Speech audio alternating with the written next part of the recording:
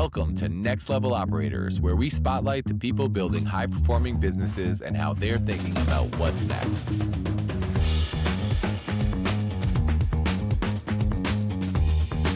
I'm Jesse Spiegel, and today I am joined by my longtime friend, Jake Wells. He's a professional EOS implementer. He's coached hundreds of leaders throughout a variety of industries. He does a lot of hard work and honest work with those companies, and we're going to learn about some of that today. Like I said, Jake and I go way back. We've started companies together. We've lived together. We've learned about life together. And from each other, I dare say. And preparing for this episode reminded me about Jake. The field that he has landed in makes so much sense to me, knowing him in the way that I know him. And so I want to get a little bit into that, about how he ended up where he is. Uh, I know that part of how he's gotten to where he is, through gaining a ton of amazing and interesting insights and experiences. He has moderated hundreds, if not, dare I say thousands of entrepreneurs. He has built businesses. He has sold businesses. He has sold everything under the sun. He now coaches, impressive organizations and helps them become the best that they can be. And one of the traits that I know of Jake, and everybody who knows of Jake knows, is that he is direct and he is real and he cannot be intimidated. It is for a lot of those reasons that he is trusted by his clients to give valuable and rich and direct and honest advice and help them get unstuck and get traction. Traction being one of the key terms of the EOS model that Jake operates under and that we're going to learn a little bit about today. So even though it makes so much sense, Jake, for me, where you've landed, I am curious to start this conversation off by examining that a little bit, examining the wide range of your career or your entrepreneurship, moderating sales, and kind of zoom out and see what is the common thread running through all of that. Such a good intro. I'm like laughing a little bit as you're doing it because we just go back so far. We cut our teeth in the whole entrepreneurial scene. Like how many businesses have we had together, and just the transformations I've seen in both of us over like what 20 years. Not to date us or age us, but yeah. Sorry, where do you want to begin? Say your question again. Yeah. No, it's all right. I should have given you a little space to do your own little intro. So That was it. Yeah, that was it. You took it because Jake takes what he needs. That's right. Shy. Not selfish though. It's like the perfect balance of selfishness. I personally actually really agree with you. I think that some people don't quite understand it unless they learn and understand and get to know you. And I think it really is a valuable thing. So my question was, what's the common thread between all this, right? You've landed in this thing that I've heard you describe as a real perfect place for you. I see it as a really perfect place for you. You've had this colorful kind of journey to get to where you are today. What is the common thread between all those things that has kind of guided you towards this? Let me throw this out there. I'll see if I agree with it or not after I say it, but something about being really just curious and having a lot of energy and seeking truth. I studied psychology and philosophy in college because I wanted to know what's going on. I didn't figure it out, by the way, but there's all these people that I found that are just saying stuff, and I've always been a challenger since I was a little kid, just class clown, pushing buttons kind of thing, and doing all of the 7 businesses I've started. I've blown up 7 businesses, 4 in a bad way and 3 in a good way. Like it's a lot of entrepreneurial experience, and I've sold a bunch of stuff. Like having various sales jobs throughout that whole career, and yeah, I did all the moderating that you mentioned, and I've kind of done my life like, well, I should really just do what I really like and see how it goes. I didn't always work out, but it seemed to work out pretty well. And I just was led to this, what felt like a calling, which was I was already moderating groups of entrepreneurs, but I was doing it for fun, like for the love of the game. And House of Genius was the organization, right? And we started in Boulder, and over 7 years, we grew that thing to 30 cities and 3 continents. And I was the founding moderator of that. And it took my wife seeing me in a way I couldn't see myself. She introduced me to this business operating system, EOS, and there's a book, Traction. But I'll tell your audience, she's a fractional CFO, and half of her clients were running on this system called EOS, and half were not. She's like, Jake, check out this half. I like them better. They have their business figured out. They're more harmonious, healthy.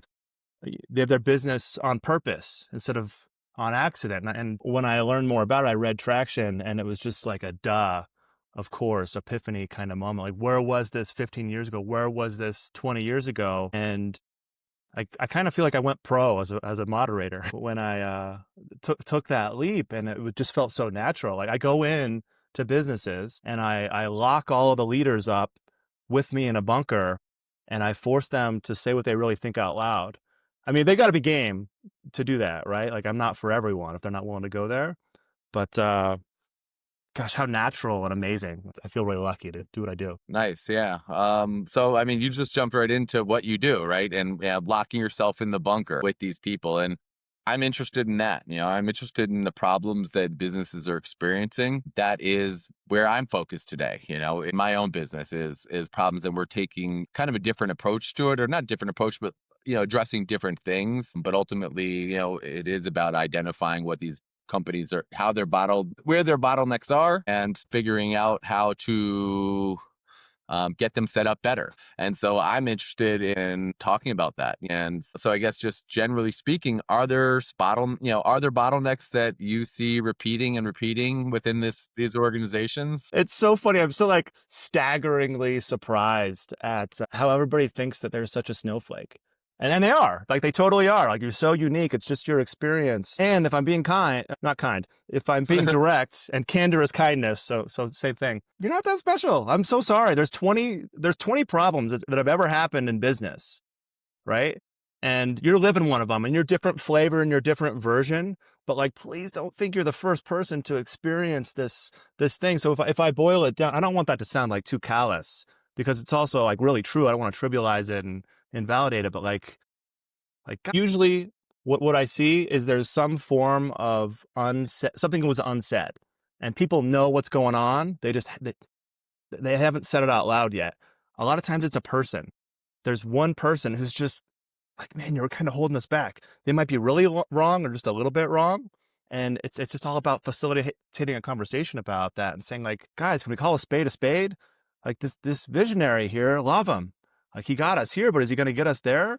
Like, what does this person do all day? They feel like a distraction. Like, have you ever seen The Office and Michael? Like, that's the vibe right now. And like, if we all know that, do we like that? Do we want that? Like, we're not victims. What are we going to choose? Like, that's the kind of conversation I like to have. Got it. So just to clarify that, so thread that the common bottleneck you're saying is ultimately an unwillingness to kind of examine the in your face problem, just like Yeah, it's like a ignoring face it. the truth. It's like a matrix thing. Like, you're unwilling to go out of the matrix of something like that. Got it. And is that just because? So why do you think that they do that? Is it because it's uncomfortable? Is it because it's too hard to fix that No, problem? I think it's habit, man. I think it's practice. Like, a lot of people find that after so many years of a business, they just kind of wake up and realize, like, I've made it to some level of success, and they've ingrained all of these habits. So it's just hard. It's a little lack of awareness, and we all have that stuff where, oh, I should do this, I should do that, I should go to this, lecture or conference or seminar or whatever and learn more and be better. So they're getting away with it, right? Like, business is okay, right? They're feeding their family, and everything seems kind of good. Yeah. So there's not enough pain or awareness or pointing to, like, yeah, I know that you're here, but like, you could be here. You could do you want to be there? And then sometimes no, right? I talk to teams and they're like, actually, I hate this. And it's still like, great, shut your business down. Like, hard conversation. Let's do that. But you really want to get here for real? If you actually do, like, let's get in a room, and, EOS is a team sport. Let's stop running it as, kind of like one person trying to run the whole show. Like, let's be a real team. And what would that look like? All right. So now I got a question.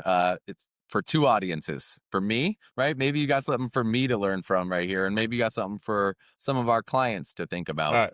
right. Which is, I try and look through all these conversations, right? I host this podcast because I'm interested in these questions, right? And specifically interested in them through the lens that I look at them and the way that they affect me, right? And That's so, true of everybody. Thanks for saying it oh, out loud. Yeah. absolutely, say it out loud, just so everybody understands why I keep reverting back to my lens, and pulling it away from your lens, because I'm curious. So what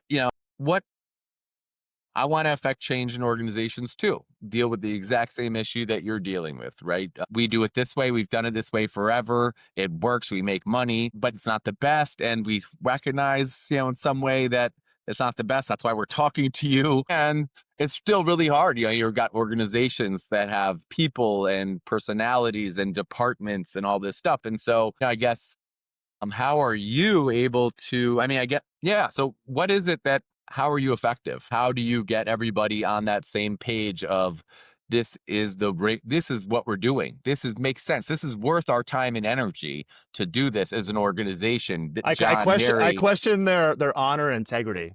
Ultimately, I think that's what I do, because I hear you saying this thing that you want to be better, and I think you're full of shit. Like, really? mm, You want to do that? What would that look like? Are you willing to change, and are you ready to change, and are you willing to get together and actually do this thing, or are you not? And some people aren't. Some people will say that they want to change. Well, yeah, I want to be better, and let's double our revenue, but they're not willing to actually do it. Maybe there's a selection bias in there, because the people that I meet with, and we kind of like get to the next step of implementing EOS, have said, like, they stick their flag and they say, "Whew, like, for real, okay, this time I'm actually going to do the thing." So there's a lot of challenge, and then I don't know if you have a similar kind of vibe, or if everybody's just ready to go for you to the next level. Is there the no, I mean, hesitation? no, I mean, I think similar to what you're describing, we'll have an owner, a manager, a top level person who is in charge of the overall direction of the company, the overall success of the company. But then, to be successful in this, you need buy-in from everybody. He can say, "This is the thing I want to do. I want AI automation. I want these tools. I want to, support all of you in this. I want to support all of my departments, because a lot of what we're doing is we're moving their busy work. We're moving stuff that, that they are annoyed by as well, so that they can focus on the things that I find. I mean, personally, the way I see it is, let's get rid of these things that are annoying, so you could do the things that are kind of fun and exciting, and you can really see like the results of, the dealing with the people, the sales, and so, ultimately it's, how do you get, yeah, we can get buy-in from him. How do you get buy-in from everybody? And I like that, honestly, your point. I'm actually like, I asked that question because I was interested in it, but also because it sounded good in this podcast. But your answer actually came back, and I think that's great. I like that, actually. Like, and honestly, I do that. Like, I think that's part of my communication style, is like a little bit like tough love, a little bit, not tough love, but like, you know I get along with people well, and and I'm good at conflict. And part of the conflict is by saying, well, that action is, you know, yeah, questioning the integrity of that action. Well, if you're doing that to me, then I think I have the right to be frustrated by it, right? And so that's kind of what you're saying too, is like, hey, you're saying you want to do this. Well, your actions aren't speaking that. Or, if you don't do this, then you're not walking the walk. And so I like that. That's good. I'm gonna There's something on the buy-in part that, like, that's how do you get buy-in from people? I don't know if this works for your business model or not, but I don't like to get too chummy or personal with the founder. Usually the founder or the visionary is the person that brings me in, but the last thing I don't even want the appearance of being like a mercenary that's a hired gun that's going to come in and, like, clean up shop and, like, bad cop, and I'm executing the visionary's will. Like, that's not exactly it, right? So I like to keep a little bit of distance and say, like, sorry to say, I'm working with you, Jesse, right? Like, yeah, I'll listen to you. Like, we can be tight, and, like, we can chat, but I'm not on your team. Sorry, like, sorry, not sorry. I'm on the team. the So, like, organization's the team. business, that is my team. That is who I'm out for. So with that, I just have a little conversation with the visionary, and I ultimately, it's like, hey, is this something you want to look into? If you want to go down this EOS road, like, sure, let's figure out a little bit, just make sure it's possible. But if it is, let's gather the troops. Like, get your leadership team in a room with me, and I will pitch all of them. Like, this is the deal. This is an overview of what we would be going through, and then I'll leave, and you can talk amongst yourselves.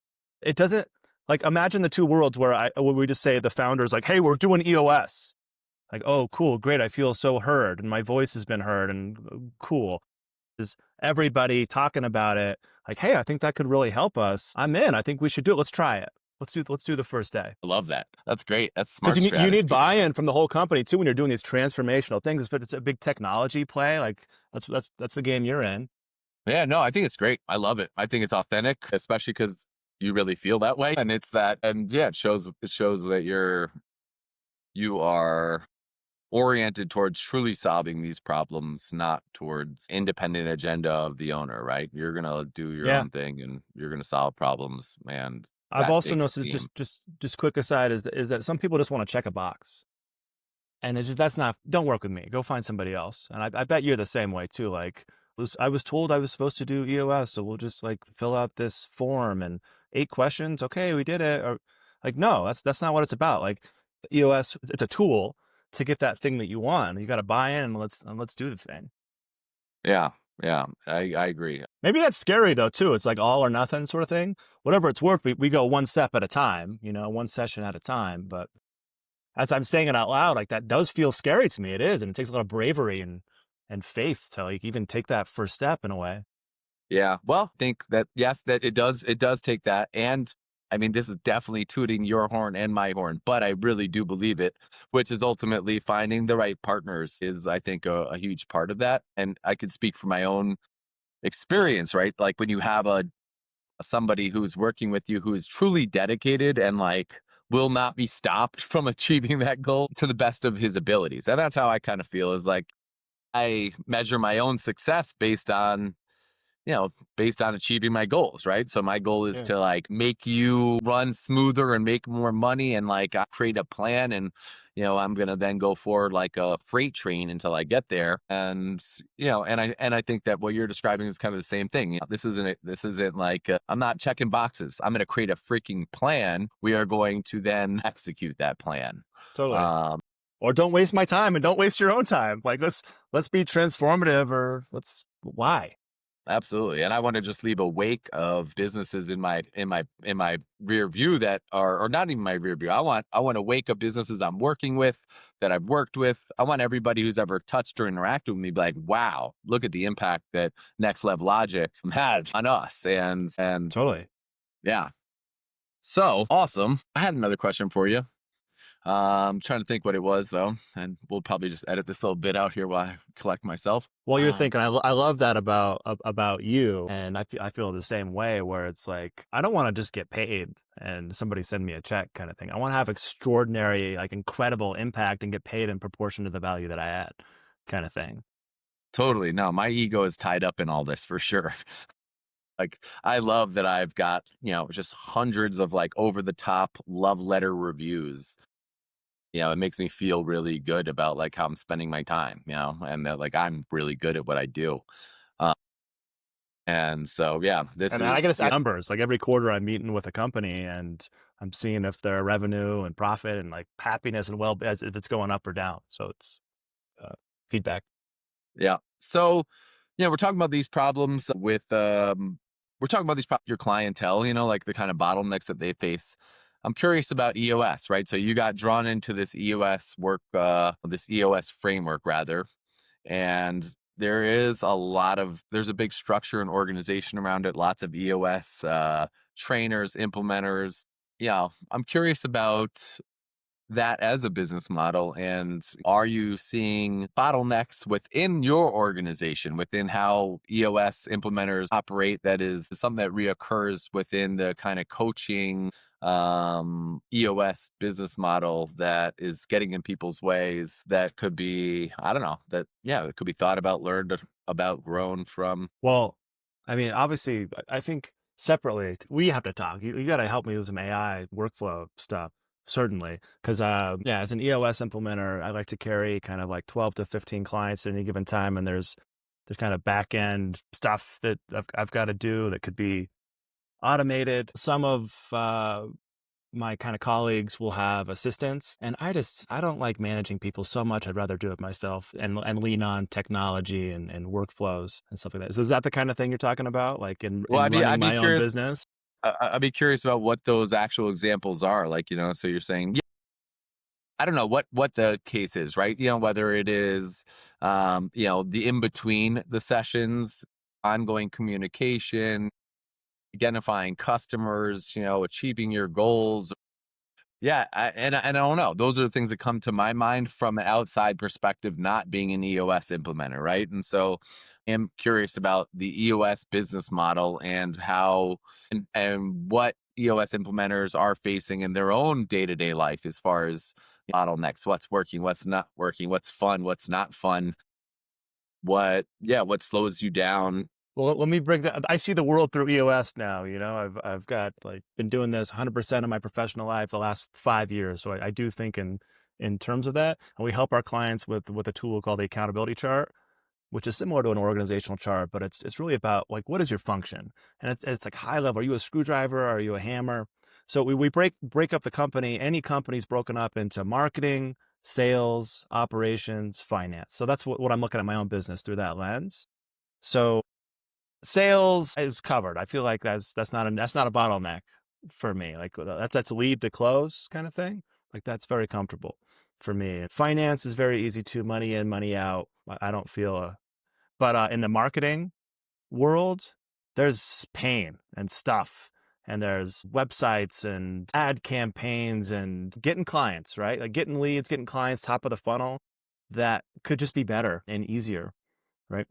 And then in the operations space, that's like fulfilling the promise. Marketing and sales makes promises, and hopefully operations, whatever that means in your company, is fulfilling those promises. Or you got a, terrible business. But just the general admin of shepherding clients through usually about a two-year journey with me, pre-session stuff, post-session summaries, kind of mid-quarter check-ins, and managing the schedule and the emails. And it's just a bunch of stuff and busy work, and it's not like it's below my pay grade kind of stuff that I end up doing, but I just hate managing people so much that I would, it's a lesser evil. But the least evil would be for all that stuff to just happen automatically. Help me, Jesse. Do you know anybody? Help. We can definitely talk about those problems, and I mean, yes, absolutely we can help. That's just the reality. You talk about those things, I'm like, oh yeah, of course, that is, those are there that we help with. Yeah, those things that you don't want to do, like you're an operator. I mean, I think that honestly we mostly are working with larger multi-person organizations with departments and stuff like that, but the truth is I really do see an opportunity for successful one man shows because they are usually carrying all of those hats, right? And like you just described. And the reality is that most business owners don't want to. Yeah, that's how. I mean, that's why I'm doing this. Honestly, is because I've been a business owner for my entire life, right? I've only been a business owner, and I've been a business owner so many times, and I'm really good at certain things. I'm really good at sales. I'm really good at people. I'm really Yeah. good at getting ink and ultimately, making money. I'm good at. I'm not so good at organization, and it's taken me a lifetime to create the systems that allow me to really flourish and not just die because of that. But it's a constant battle. It's always been a battle. And so with the age of AI came around, I got excited. Like I mean, the only New Year's resolution I set for myself after Chat GPT came out was get on this. Like this is where you're It's focused the on this. new internet. Get in there. Yeah. Well, it just makes no sense. I'm like, if I can have AI handling all the things I don't want to do, hell yes. And I can focus more on the things I'm good at. And I knew I wanted it. And every business owner I talk to wants it. You want a magic robot that, you know, That's all the stuff that, they don't like, that right? does all the stuff I don't Yeah. like really, really well 24/7. Yeah, we all Yeah. want that. Yeah. So if I can offer that, then I'm not going to have any problem with money. Yeah, you're like a genie, granting Yeah, wishes kind of exactly. thing. I mean, you're such a powerful force. You're a visionary. I know you know that. Like the world needs you, and you're the creative rallier and like the inspiring person that people want to follow. And you're smart in that you've partnered with a lot of people too that are compliment you and they're really good, and you've like awesome at forming teams and like recruiting the world's best people. To back up a second, as we're talking about like AI, I'm just thinking about how many dollar signs I'm messing up by doing all this $10 an hour work, by doing this $20 an hour work. And if I were to quantify it directly, I'm losing thousands of dollars, tens of thousands of dollars per year because it adds up. And then on top of that, I'm probably losing hundreds of thousands of dollars because the opportunity cost. Instead of doing that busy work, I could be out there in the world, getting more clients and helping them Yeah. even more. Well, I mean, yeah, I'm sure you've So read I'm an some of the. you made me realize I'm an idiot. I'm wasting money. I'm just profligate. I mean, in reality, I think you probably know that. You probably, I mean, there's just so much talk out there right now about that beyond hiring VAs and buying your time back, right? That's, and there's so many calculations you can do to kind of really quantify what is your time worth, and should you be paying somebody else to do this thing because either you get quality of life back or you get time to do things that you are qualified to do, right? That you are uniquely qualified to do. And that's the thing, is what are you uniquely qualified to do? Because I know what I'm uniquely qualified to do, and it's not to update my spreadsheets. So it's not to send one-off emails asking people to write me a Google review. It's the That's high right. level stuff. So I totally agree, and I totally think that your time is way better spent taking care of your children or making more money than doing admin and or social media kind of marketing Totally. strategies, especially in this age where there's technology that truly can do it Well, highly that's the thing. effectively. And it's here now, but it wasn't. So 5 years ago, you talked to me, and there isn't a viable alternative for me to go out there and get this done in a way that actually net saves me time. I don't think hiring people and VAs, like I never resonated with with that. But now, I mean, AI it's here. Genie's out of the I haven't bottle, I and haven't like it's either. effective. I started trying to do the VA route, and I had the exact same problem. I was just like managing a person, training a person, getting them to do what I wanted them to do. It just felt like another Well, then they full-time leave job. too, potentially, and then it's turnover and like Yeah, not that I don't. I honestly, I still think it is a smart idea. I just I've know people who have figured it out, who are doing it, who are utilizing it well. I have never done it, and it's because of what you said. For me, it's just like I started doing an interview process for it, and that was almost too much. I'm like, like yeah. taking on these people. Yeah, so I hear that. Uh, I think there's a good segue into my next question, which is we're talking about the future, right? I mean, we're talking about, the past and how we're in a different place today than we were 5 years ago. We are in this new age of technology, AI. Things are moving pretty rapidly right now. And I'm curious, do you think the organizations that you're working with, are they prepared for that? Are they looking at that? Are they looking ahead at these new pressures or shifts? And, yeah, are they getting prepared, or are they prepared, or is it not even on their radar? I mean, I think there's the first adopters, and then there's the wait and see folk. And I think a lot of the wait and see folk maybe did try stuff out, and they kind of got burnt. Like 2, 3, 4 years ago, they thought that it was going to be this magic solution, and it didn't really pan out, right? Like it didn't fulfill the promise.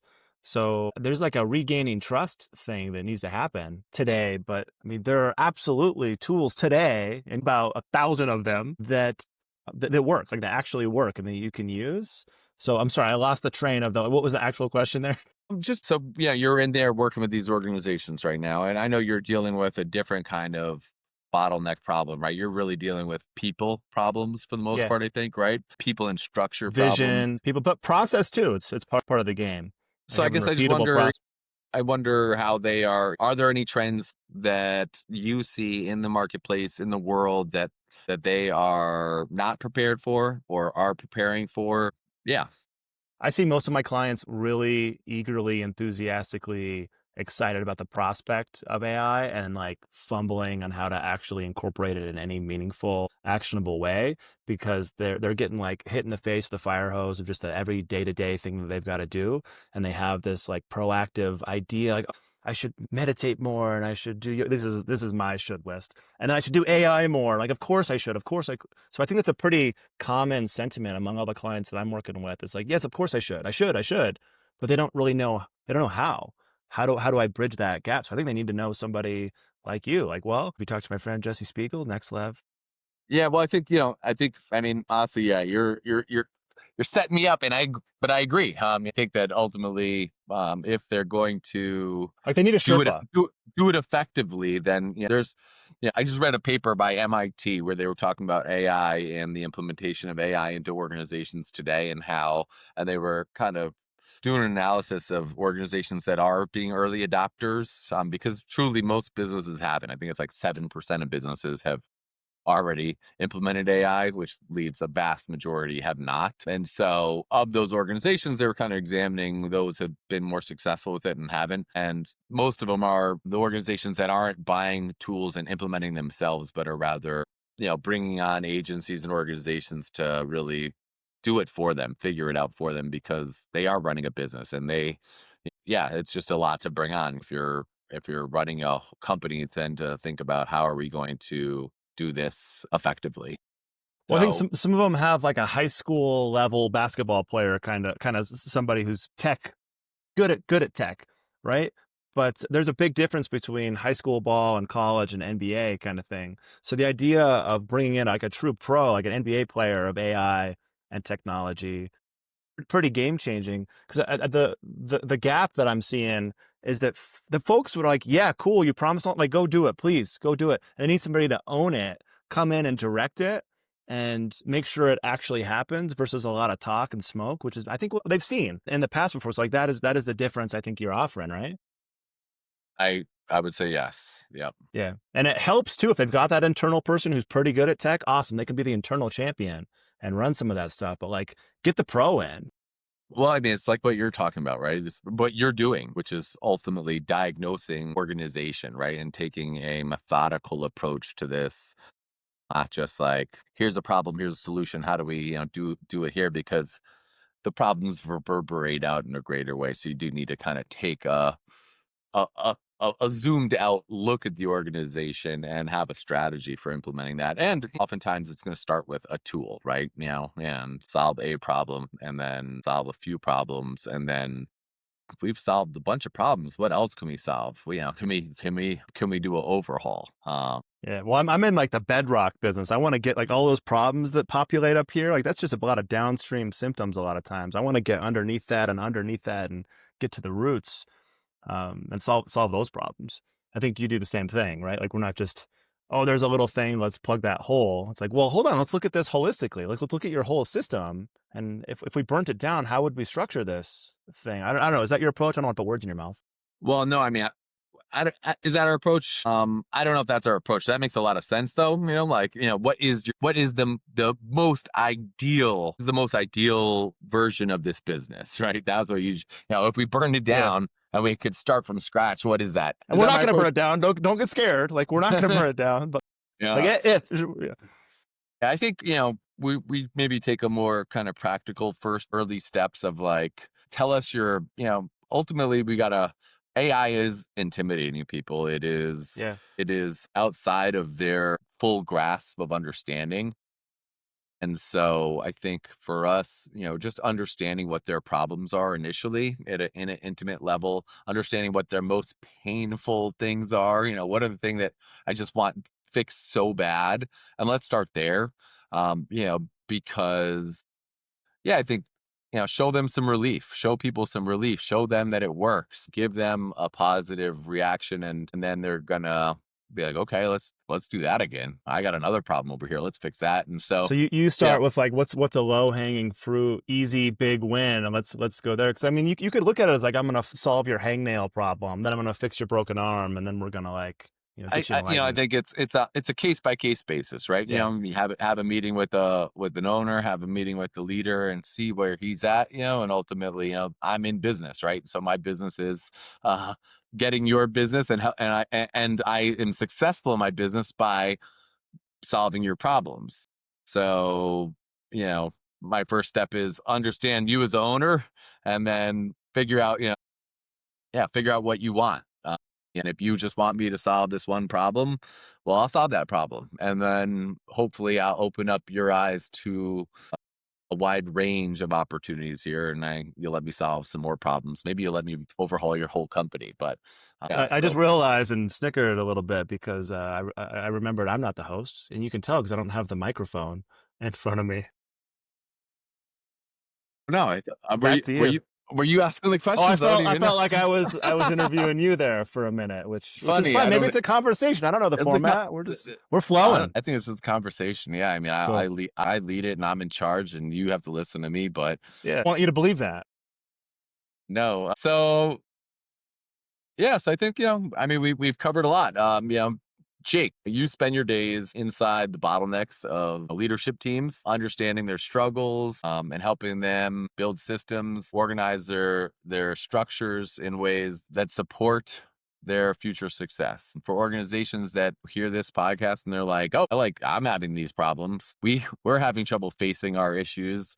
We're having trouble looking in the mirror and being honest with ourselves. We've clearly got issues. We need this. What's the best next step for them?" I mean, probably just to Google EOS Jake Wells, hit me up. Let's chat. Let's send me an email, reach out to me. And I love to talk to founders, visionaries, usually one on one, 15, 20 minutes, see if it's a fit. And if it is, then next step after that is we kind of rally the troops and get the leadership team in a room and present this idea. Like, what is this EOS thing? And who's this guy, Jake? And is it something we want to do? Is it something we don't want to do?